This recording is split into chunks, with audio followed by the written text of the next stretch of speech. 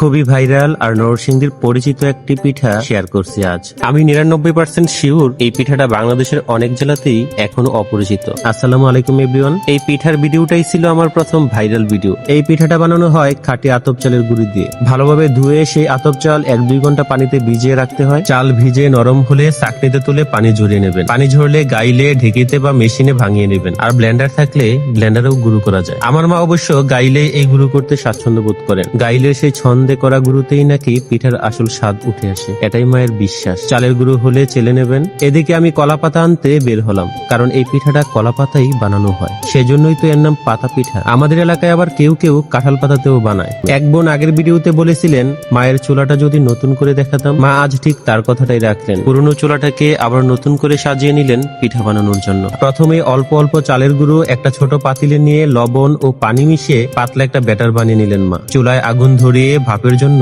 বড় একটা হাঁড়িতে কিছু খড় দিয়ে 2 গ্লাস মতো পানি দিয়ে বসালেন। এরপর ঢাকনা দিয়ে ভাপ ওঠার জন্য অপেক্ষা। কলা পাতায় অল্প ব্যাটার নিয়ে হাতে ঘুরিয়ে গোল করে পাতায় ছড়ে মা এক একটা করে ভাপে দিতে লাগলেন। যাদের বাসায় মাটির চুলা নেই, আপনারা চাইলে মাল্টি কুকারে ভাপ দিয়েও এই পিঠা বানাতে পারবেন। আমি আজ মাটির চুলার পাশে মাল্টি কুকারটা সেট করে দিলাম। মা প্রথমে 2 গ্লাস পানি দিয়ে উপরে স্টিমার বসিয়ে ঢাকনা দিলেন। ভাপ উঠতেই পাতায় ব্যাটার ছড়িয়ে পিঠা স্টিমারে রেখে দিলেন। এরপর ঢাকনা চাপা। এইভাবে মা একটার পর একটা অনেকগুলো পিঠা বানিয়ে নিলেন। আমি আগে এই মাল্টি কুকারে ভাজা আর ঝোলের রেসিপি শেয়ার করেছিলাম, কিন্তু স্টিমারেও যে এত সুন্দর পিঠা হয় আজ দেখি অবাক হলাম। আমি এই মাল্টি কুকারটি নিয়েছি TQIU পেজ থেকে। তাদের পেজ আর হোয়াটসঅ্যাপ নাম্বার আমি আমার ক্যাপশনে মেনশন করে দিচ্ছি। আজ মা সাদার পাশাপাশি সামান্য ফুড কালার মিশিয়েও নানা রঙের পিঠা বানাবেন। আমি পিঠাই বলছি, কারণ ছোটবেলা থেকে আমাদের নরসিংদীতে এটাকে পাতা পিঠা নামেই চিনি, অনেকে আবার পাপড়ও বলে। আপনারা কোন নামে জানেন কমেন্টে জানাবেন। আগে ঈদ এলেই গ্রামে প্রতিটা বাড়িতে পিঠা বানানোর জন্য ধুম পড়ে যেত। যদিও এখন আর সেই আমেজটা নেই,